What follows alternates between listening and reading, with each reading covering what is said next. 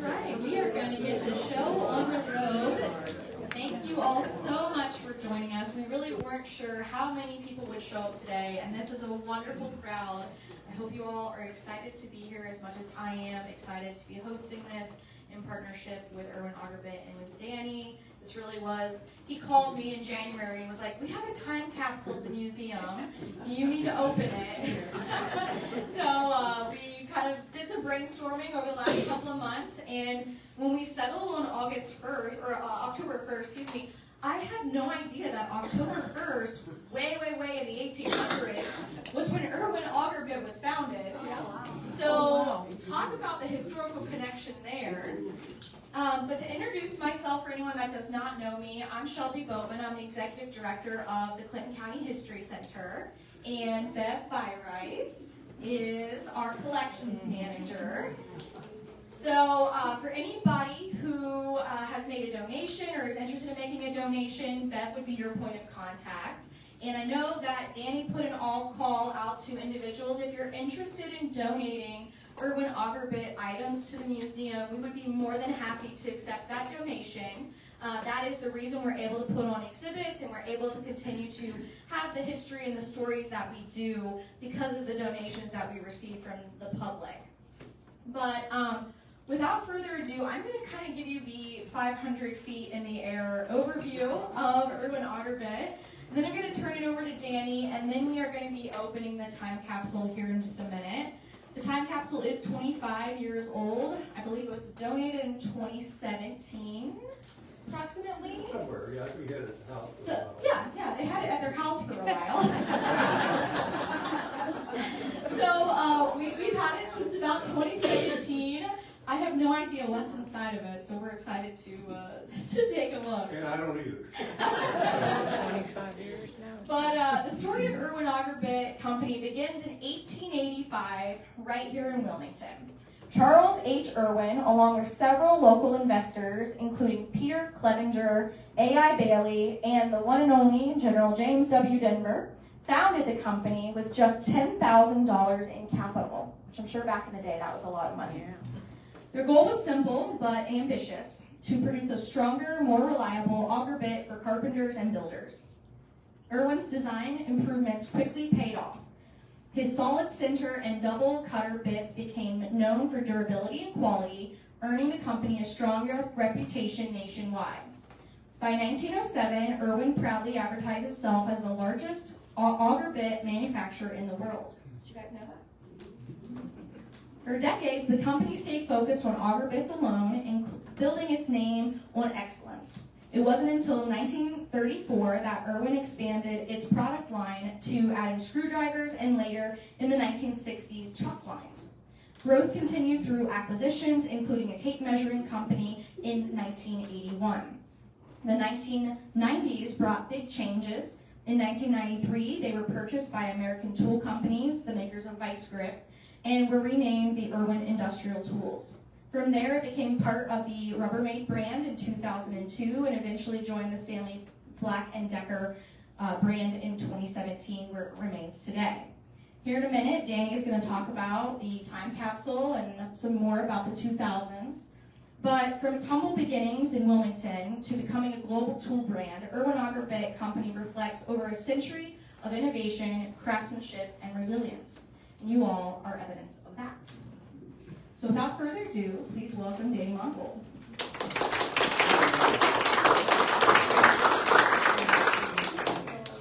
Hello, everyone.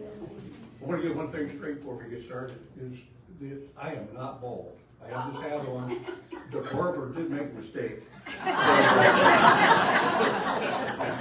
So, you know, there's a couple back there. Listen, Shelby has done a wonderful job on this. She has collected, I think Pat's given a lot of stuff to the center for Irwin, and we have. And I think Barb cleaned out a bunch of stuff. And so it's all here, I think. And isn't that wonderful? What a job she's done. Let's give her a hand. And the soup was good, right? Yeah. Okay, let me ask you, how many in here actually worked at Irwin? How many people in here had family members that worked at Irwin? How many people knew people that worked at Irwin? So everybody in here has a connection with Irwin. And related, yeah. So everybody in here has a history to it. One thing that the Irwin had that I think, and hopefully you all agree with me, that the Irwin company was not only a company, but it was a family. You know, all of the people enjoyed, I mean, everybody knew each other. I could walk through the shop and I would know Dan, and how's the kids, how's so-and-so. You don't have that stuff today in some of these companies. And I think it was interesting because years after I left and went to work for the city, you'd be surprised how many Irwin people I've run into, and they say, man, we didn't have good, we had it. You know, because we work at such and such and such, and that's nothing like Irwin. You know, and you know, like Sandy said, you know, we were all friends as well as co-workers, and it makes a difference. It does make a difference. The Irwin company, like she said, 1885, and all the stuff, all the market share. How many liters market share were we, Pat? You recall? How many in chalk and auger bits and yeah, a lot of times number one. Number one in the world. In the world. So we never thought that would ever shut down. I didn't. You know, how would you move a company 120 years? How would you move it?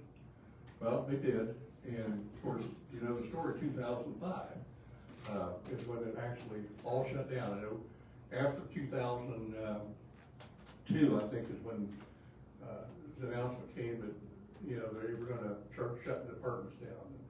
We still maintained hope that wouldn't happen. I know in chalk, for instance, they say that China could make it for 36 cents out the door. A chalk bottle with the chalk and the silk screen and all that stuff. Our cost at that time was 48 cents. So they were saying, yeah, you guys, man, we can make so much more money. So we all worked hard to get that down. We got it down to like 33 cents or something like that. It wasn't good enough, so they had the mind made up, they were going to move it that again. So, right? So away it went. And when this started out, it started out by the planning support team. How many members of planning support team are in here? 1, 2, 3, 4. the play support team, Sandy was the director of training and development, and they put together, this time capsule in, 2000, January 2000. And we said, 25 years, and everybody thought, yeah, 25 years, a long time. Well, here we are, ball head and all. So, but I have no idea what's in there, but I know that it's a nice turnout today, and really, really glad you all came. And there are pictures out here, that I think's been passed around, but you're welcome to have whatever you want, as far as the pictures. None of this stuff up here, because Shelby will get you. So, anybody got any comments before we open this thing up that they want to share about the order? Just talking about everybody being family. On second shift at Plant 3, we always put up a Christmas tree. We had a gift exchange. We had a dinner. Yeah. You're right, family. It's never like that anywhere else. Well, and if you recall, what did we do on Thanksgiving and Christmas? We had dinners. Yes, we did. We had catered in dinner for everybody. And what happened for some of you that were maybe you're here or not here, 1993, do you remember what happened that year that Gravy Williams did? No. What? Who said that? Nope. No, I'll tell you, because and I think you'll remember. Every employee went to Sinclair University. Oh, yeah. And every employee, that cost the company, now it's 1993, cost the company $1 million to do that. It was But multiple days. what's that? It went several Yeah, days. so 3 days. It was called yesterday, today, and tomorrow. Oh, And, yeah. But My certificate. yeah, I still carry it. yeah, that's right. You got a certificate that you attended that university. But the interesting thing, think about that. Every employee on a bus, and go over to Sinclair, all your meals paid, everything paid for, come back, next day, you would do it again, 3 days. Yeah. Yeah, $1 million. A lot of fun though. And that was the investment. That was the investment. The one thing they taught us was the only constant in life was change, and boy, did we learn that the hard way. Oh, isn't that true? The only constant life is change, and that's absolutely. That was a big thing that they were going through. Anybody else, another comment? Or we? You remember Ray Fisher in '58? Yes, sir. Yes, sir. Do you remember him? Oh, yeah. I was there. Yeah. Yeah. All righty, well, listen, one more time for Shelby, because I think this is and we'll turn it over here, and good luck. There's something in there that's inappropriate, I'm out the back door. Well, I'm, unbeknownst to Danny, going to make him participate in this with me. So, I'm going to make you glove up. Okay. So we're going to be official here. I'm going to glove up as well. Hopefully those fit you.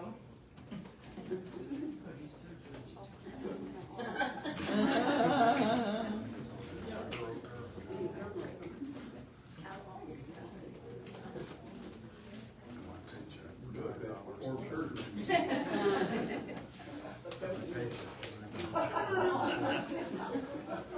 Come on, Doc.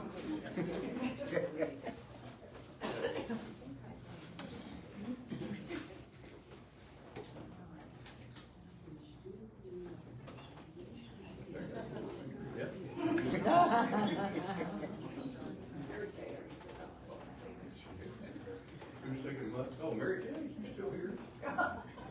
So I've never had the privilege of opening a time capsule in front of a live audience. I've never had the privilege of opening time capsule. So there's a first for everything. Yep. So Danny, you're going to get to do the honors of this 25-year-old adhesive tape that museum directors love to see. And I can tell you, even though we had it at the house, it was never opened. We have no idea what's in here. So, good luck, everybody.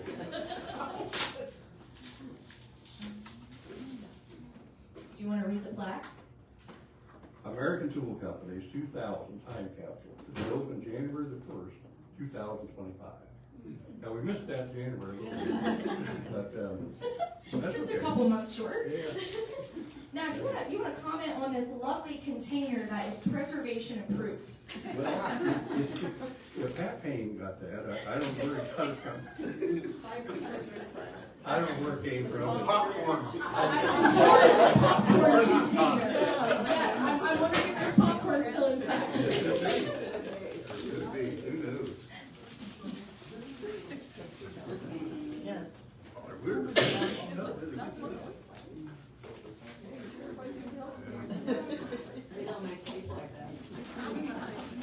Don't make dates like that anymore.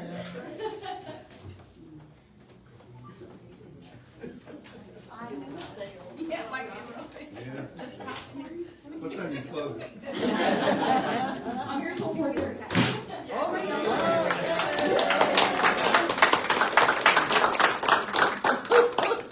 Okay, it looks pretty reputable. All right. Go ahead. Yeah. Yeah, I remember those. We got, It's got 2,000. what is it? Oh, it's a, remember how we used to have the picnics? And every year they had the picnics, which, another thing that the Irwin Company did for the employees. And remember all the prizes? they Yeah. gave? You know, those picnics cost about $15,000 a year. But they wanted to do that for the employees. And here's some proof of it, you know, the picture, you always do that, I guess. It looks like all of the names were documented, or there was like additional, yeah, so there's names and departments and all kinds of things, so that'll be a great addition to the museum. Here's an October 1996 Pride. Remember the Pride that turned out? Everybody, 2000 Pride. Yeah, you just have to look at the names up here, because there's a Wilmington list of titles and who worked here at that time in 2000. Barb, did you make that out? I think Barb did this. Yeah. Well, it looks like there's, It's like maybe 10 pages. yeah, something like that. Wow. It's like 10 pages, quite a few names and employees. At one time, the Irwin Company had around 1,000 people, 1,000 employees. And then it went down to carrying around 600 for a few years. And I think in the end, we had about 450. But during those years from 1,000 to 450, automation came in. And so a lot of people didn't get to work the job, you know, because it's done by some machine. This looks like it's just full of prides and things like that that were done in that time. Full speed ahead, April, May 2000. Oh, I know, there's yeah, it tells you everything. A lot of, here's Wayne Walker and Lori discussing kite week, K-I-T-E. What's that? Something like that. Anyhow, I think they did kites. No, just. With the string from the. You just have to read through this stuff because it's all good information about what happened. There's Kruska getting some kind of an award. There's all kinds of things here, so. Yeah, it goes on and on. The playing sport team must like these things. So, another roster of some type. Now look at this. This is a, Pat, you're familiar with that? That's a hardware show, or a lot of you are. Where was this at? Chicago? Chicago hardware show that, American Tool put on for, I mean, that's a big deal. American Tool is really well known in the country. And, you know, it's Irwin American Tool has since been sold to somebody else. Anybody know who owns Irwin now? Who is it? Neil Lovelace. Well, it's That's the one that took over. yeah, well, when Irwin sold, they sold it to who, Pat? Winner, Who owns Irwin stuff now? Stanley Black and Decker now owns Irwin's brand. Yeah. So all the years that we had as a customer against Stanley and against Black and Decker, and now Black and Decker owns Irwin stuff. But guess what? They're still going by Irwin. Because everybody knew that it was a good quality product, and if it had Irwin on it, I want to put this in. Here's a new thing, that was some kind of a thing that they did, I remember. That was out in Nebraska, it was a training day, it was three, like a regular convention type thing, That they- workshops. That they put on what they did, every location from the, American tool companies Around the world. around the world was there, Brazil, Denmark, I mean, it's all the places, they set up their products, and then they had a seminar Just for like that. one day, Hmm? just like one day anywhere. Yeah. Well, there's another prize. They used to call this thing bits and pieces. Anybody remember that? And this is, I think I have this one at home. There's a lot of good pictures in there. It's Christmas edition. So you may want to look at that while you're up here. And here we go with some kind of a price package book. Look at all the products that we had.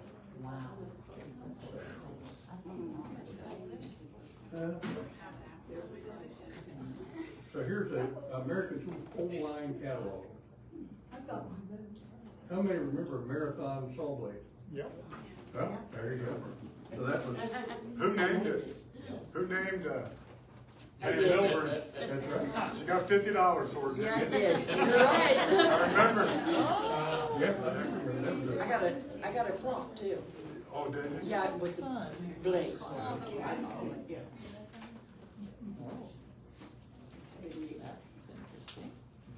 Uh, Oh, I recognize this spot. Oh, yeah, absolutely.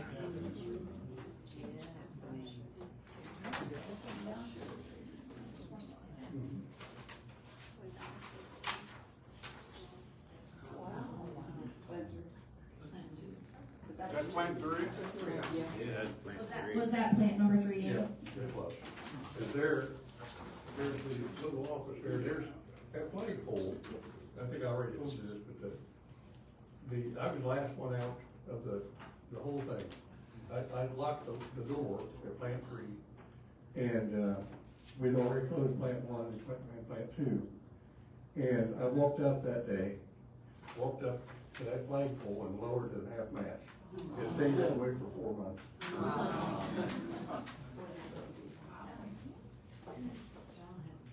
There's a bit that somebody put in here, Auger bit. Ooh, fun. Original packaging.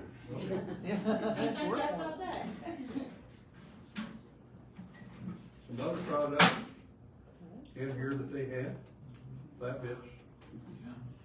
No chalk. It looks like a lot of newspapers. A lot of them is the news journals. Now, the news journal is what the, Connection, yeah. And how much is it now? And it connects Washington, Hillsborough. How many remember when the train went through the plant? Yeah, yeah. And how many remember, How many remember, I don't remember. 2 years before that. Yeah.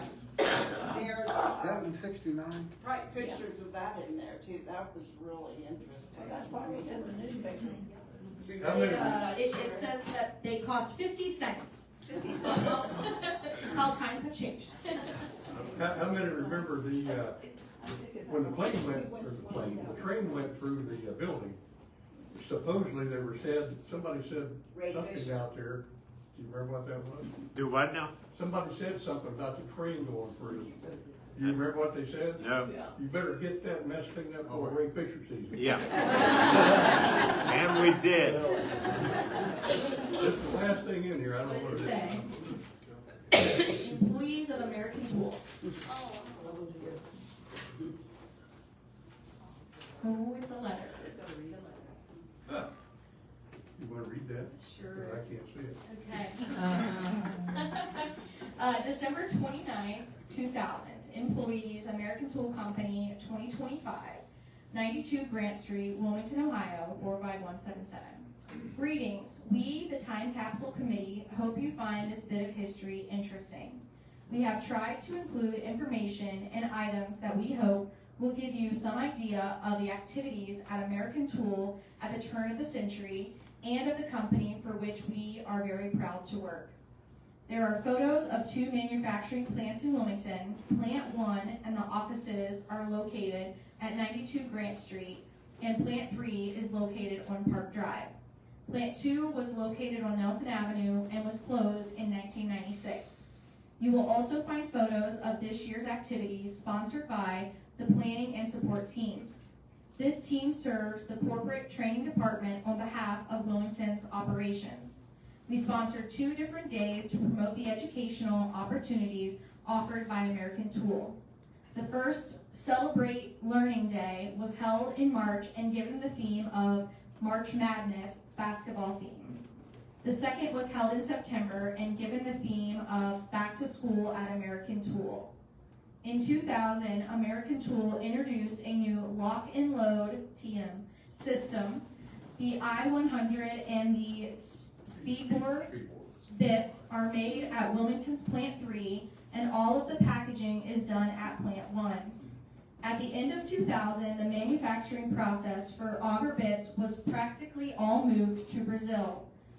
The total process will be done there sometime soon after the first of next year. We have included one of the last bits manufactured in December 2000 at Wilmington. We hope you will enjoy this time capsule. We are sure there have been many changes in the 25 years since we placed it on display for your 2025 opening. Our hope is that American Tool is an even bigger figure in the hardware industry in 2025, and that it continues to be a great place to work and a prosperous company. Sincerely, the Time Capsule Committee, John Haley, Libby Hughes, Will Smith, Bonnie Woodruff, Sherry Cleaver, Sandra Mongol, Director of Training and Development, North America. And folks, that's it.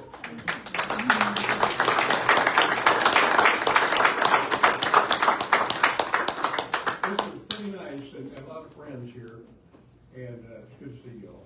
Thanks a lot. Thanks for coming. And one more time, Shelby. Thank you all so much for being here. I'll be up here and we'll kind of spread some things out on the table. If anybody would like to take a look, I'm happy to flip through and show you. This will all be going into the Clinton County History Center's museum archives, and hopefully in the near future we'll be able to display some of these for an exhibit here at the History Center. There is plenty of food, so please don't leave hungry. And then as Danny mentioned, over in the hallway here, next to Mary Kay, if you want to wave, there are some free photos that you are all welcome to take home if you'd like to.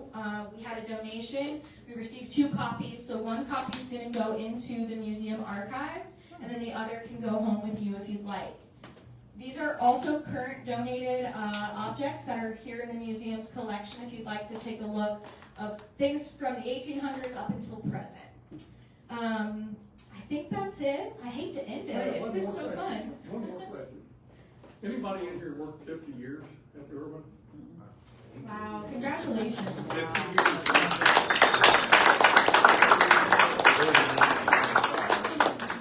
My father And worked, what's your over name, 50 sir? years. What's that? My father. Whitey Lindsay, they call me. 50, yeah. Whitey Lindsay Yeah, everybody know me for Whitey. worked 50 years. Okay. I've got the original wheel that the steam engine run the Irwin Auger bit with. Wow.